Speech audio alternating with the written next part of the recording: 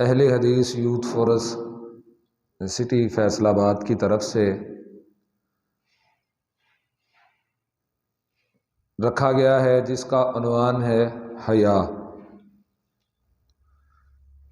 نبی کریم صلی اللہ علیہ وسلم کا ارشاد گرامی ہے، ایمان کی 60 سے زیادہ شاخیں ہیں،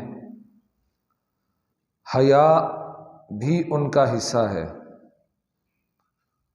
حیا کی اہمیت، حیا کی افادیت نبی اکرم صلی اللہ علیہ وسلم نے حیا کو منبع قرار دیا ہے تمام نیکیوں کا۔ کردار سازی میں ایک مومن کے کردار کی ترتیب میں اگر حیا شامل نہ ہو تو اس کا کردار مومن کا کردار نہیں کہلائے گا۔ رسول اللہ صلی اللہ علیہ وسلم کا فرمان ہے کہ اذا فاتک الحیاء فاصنع ما شئت، جب حیا ہی ختم ہو جائے پھر تیرا جو جی چاہے تو کرتا چلا جا۔ یعنی حیا جو ہے یہ بنیاد ہے، ہر نیکی کی بنیاد حیا ہے۔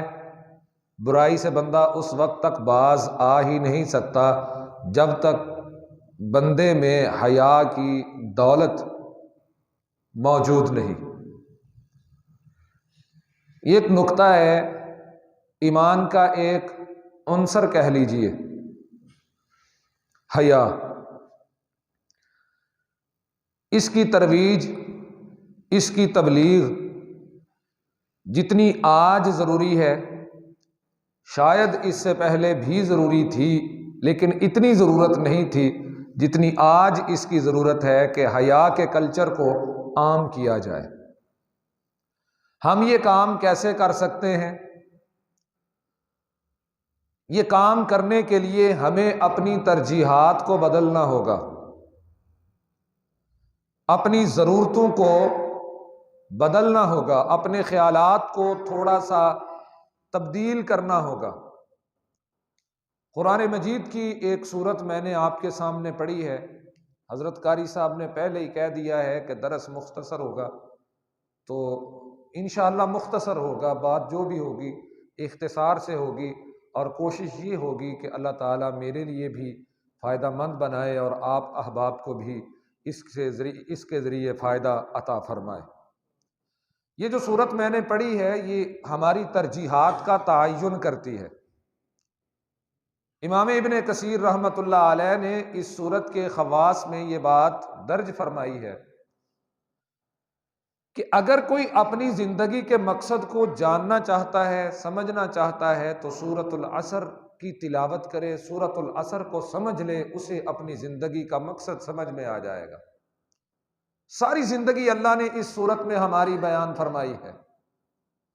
اللہ سبحانہ و تعالی فرماتے ہیں والعصر، قسم ہے عصر کی۔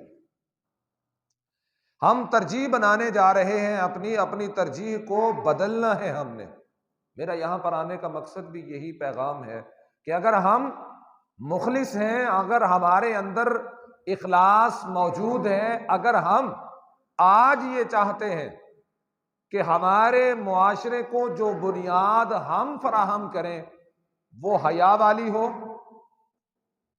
وہ کلچر اللہ اور رسول اللہ صلی اللہ علیہ وسلم کی مرضی کے مطابق ترتیب پائے، تو اس کے لیے سب سے بنیادی جو بات ہے وہ ہے قرآن حکیم کی تعلیمات اور رسول اللہ صلی اللہ علیہ وسلم کی تعلیمات پر عمل پیرا ہونا۔ وہی مقصد اللہ نے بیان کیا ہے اس صورت میں۔ آغاز اللہ نے یہاں سے فرمایا والعصر، قسم ہے عصر کی۔ اللہ سے بڑھ کر اس دنیا میں سچی ذات کسی کی نہیں ہے۔ اللہ رب العزت سچا ہے۔ بات اللہ رب العزت ویسے بھی فرما دیتے ان الانسان لفی خسر، انسان گھاٹے میں ہے، تو بات ٹھیک تھی۔ ساتھ اللہ نے فرمایا والعصر، عصر کی قسم ہے۔ جب اللہ رب العزت قسم دیں تو اس کا مطلب یہ ہوتا ہے کہ اللہ سبحانہ و تعالی یہ بات فرماتے ہیں کہ یہ جو بات میں کرنے جا رہا ہوں، یہ جس چیز کی قسم دے رہا ہوں، تم اس بات کی حقیقت کو اس کے تناظر میں سمجھ سکتے ہو۔ تو ہم اس بات کو ایسے کہہ سکتے ہیں کہ یہ جو اللہ نے بات کہی ہے، اس بات کا گواہ اثر بھی ہے۔ اور اثر کیا ہے؟ جب اس کی ہم تقسیم کر لیں گے تو ہمیں اگلی بات خود بخود سمجھ میں آ جائے گی، اور ہم کامیاب ہو جائیں گے اپنی ترجیح بنانے میں، ہم کامیاب ہو جائیں گے اپنی زندگی کا مقصد ترتیب دینے میں۔ مسلمان وہ مسلمان ہی نہیں جس کی زندگی با مقصد نہیں۔ اب تو ماشاءاللہ سے با مقصد لوگ ہیں جو اللہ کے گھر میں آ بیٹھے ہیں، مقصد لے کے آئے ہیں نا اللہ کے گھر میں۔ میں آپ کو تو نہیں کہتا کہ آپ بے مقصد زندگی گزار رہے ہیں، لیکن ہم اپنے قرب و جوار میں، ہم اپنے ان گلیوں محلے میں، ہم اپنے آس پاس لوگوں پر نظر دوڑا کے دیکھیں، لوگ اپنے اصل مقصد سے اس قدر غافل ہیں، اس قدر غافل ہیں کہ آپ پڑھے لکھے سمجھدار باشعور لوگوں کو جمع کیجئے، جمع کرنے کے بعد ان لوگوں سے یہ استفسار فرمائیے کہ ہمیں یہ بتلائیے کہ ہماری زندگی کا مقصد کیا ہے۔ یا آپ یہ تجربہ کسی دن کر کے دیکھیے، ایک چھوٹا سا وہ انہیں دے دیجیے، ایک ہر ایک بندے کے ساتھ جہاں پر آپ سروس کرتے ہیں، جن لوگوں کے ساتھ آپ رہتے ہیں، جن لوگوں کے ساتھ آپ کا تعلق ہے، ان لوگوں کو کہیں جناب اپنا مقصد لکھ دیجیے، آپ کی زندگی کا مقصد کیا ہے، آپ کون سی چیز پانا چاہتے ہو، تمہارا مطمع نظر کیا ہے، تم پہنچنا کہاں چاہتے ہو۔ آپ اپنے بھائیوں سے، اپنے دوستوں سے ان کا مقصد طلب کیجئے، تو آپ کو سمجھ آ جائے گی کہ آج کا مسلمان اپنا مقصد کیا رکھتا ہے۔ اس مقصد میں کہیں بھی یہ چیز شامل نہیں ہے کہ اللہ رب العزت فرماتے ہیں اثر گواہ ہے اس بات کا کہ انسان گھاٹے میں ہے۔ اثر کیا ہے؟ اثر ایک تو نماز اثر کا وقت کہہ لیں، یہ وہ ٹائم ہوتا ہے کہ جب سارا دن گزر چکا ہوتا ہے، جب سارا وقت گزر چکا ہوتا ہے اور شام ہونے کو ہوتی ہے، اس لمحے بندہ اپنے کاروبار کو، اپنے کام کو سمیٹنے کی کوشش کرتا ہے، باہر سے آئے ہوئے لوگ اپنے کام کو جلد از جلد نپٹا کے اپنے دیہاتوں کی طرف، اپنے قصبات کی طرف، اپنے علاقوں کی طرف جانا شروع کر دیتے ہیں، اور وہ سمجھتے ہیں کہ اب وقت ختم ہو چکا ہے۔ ایک تو عصر کا وقت کہہ لیجئے، دوسرا اس سے مراد یہ ہے کہ عصر کا مطلب زمانہ ہوتا ہے۔ زمانہ تین قسم کا ہے، ماضی، حال، مستقبل۔ اللہ رب العزت فرماتے ہیں کہ انسان کی زندگی کا ماضی بھی گواہ ہے، حال بھی گواہ ہے، مستقبل بھی گواہ ہے۔ ان الانسان لفی خسر، انسان گھاٹے میں ہے، خسارے میں ہے۔ اللہ رب العزت نے تو بات ختم کر دی، انسان گھاٹے میں ہے۔ انسان سمجھتا ہے کہ میں شام کو اب جا رہا ہوں کاروبار سمیٹ کے، تو میں نے تو آج بہت بڑی سیل کی ہے، آج میں نے بڑی جناب ڈیلیں کی ہیں، آج تو میں نے بڑے پیسے اکٹھے کر لیے ہیں، آج تو میں کامیاب ہو کے جا رہا ہوں، کل کی کسریں بھی آج نکل گئی ہیں، بلکہ پورے مہینے کی میں نے کمائی کر لی ہے۔ اللہ کہتے تو اپنے گھر کو جا رہا ہے، یہ گلہ سمیٹ کے جا رہا ہے۔ ان الانسان لفی خسر، تو گھاٹے میں ہے، تو خسارے میں ہے۔ اللہ نے تو خسارے میں کہہ دیا۔ پھر سوال یہ پیدا ہوتا ہے اختصار کے ساتھ کہ کوئی تو ہوگا جو خسارے میں نہ ہوگا۔ خسارے میں وہی ہے جس نے اپنی منزل کا تعین کر لیا۔ تو وہ کون ہے؟ الا الذین آمنوا، وہ ہیں جو ایمان والے ہیں، وعملوا الصالحات، اور صرف ایمان ہی نہیں بلکہ ایمان کے ساتھ ان کے نامہ اعمال میں ایمان کا تقاضا اعمال صالح بھی موجود ہے۔ پھر فرمایا اب ایمان لے آئے، عمل صالح کر لیے، وتواصوا بالحق، حق کی تلقین کرتے ہیں۔ حق کیا ہے؟ لا الہ الا اللہ محمد الرسول اللہ صلی اللہ علیہ وآلہ وسلم، یہ حق ہے۔ اب حق پر عمل بھی کر لیا، اب حق پر عمل پیرا خود ہو گئے، اب اس عمل کی دعوت کو وہ آگے دوسرے انسانوں تک بیان کرتے ہیں۔ جو مسلمان بامقصد زندگی گزارتے ہیں، اسلام کے لیے جیتے ہیں، اسلام کے لیے مرتے ہیں، وہ اپنی بات کو خود تک نہیں رکھتے بلکہ اللہ اور اس کے رسول کی دعوت کو لوگوں تک بھی پہنچاتے ہیں۔ آج ہم کہتے ہیں جناب صبح سے لے کر شام تک یہ دن جو چل رہے ہیں، ہمارے نوجوان چھتوں پہ چڑھ کے گڈیاں اڑا رہے ہیں، بسنت منائی جا رہی ہے، کسی فیصل آباد کے علاقے میں کسی جمعے کو ہے، لوگ جمعہ ادا کر رہے ہیں، بزرگ جمعہ پڑھنے جا رہے ہیں، اور نوجوان چھتوں پہ چڑھ کے بسنت منا رہے ہیں۔ لوگ جمعے کے لیے جا رہے ہیں اور جمعے کا دن نوجوانوں نے بسنت کے لیے وقف کیا ہوا ہے۔ وجہ کیا ہے؟ وجہ یہ ہے کہ ترجیحات میں یہ شامل نہیں ہے کہ نماز جمعہ بھی ادا کی جاتی ہے۔ یا ترجیحات میں شامل کیوں نہ ہو سکا؟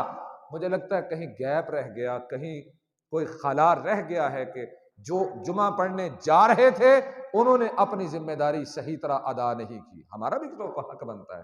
اللہ نے کہا وَتَوَاصَوْا بِالْحَقِّ، تمہاری یہ ذمہ داری بنتی ہے، ایمان، عمل صالح، پھر وَتَوَاصَوْا بِالْحَقِّ، حق کی تلقین کرتے ہیں۔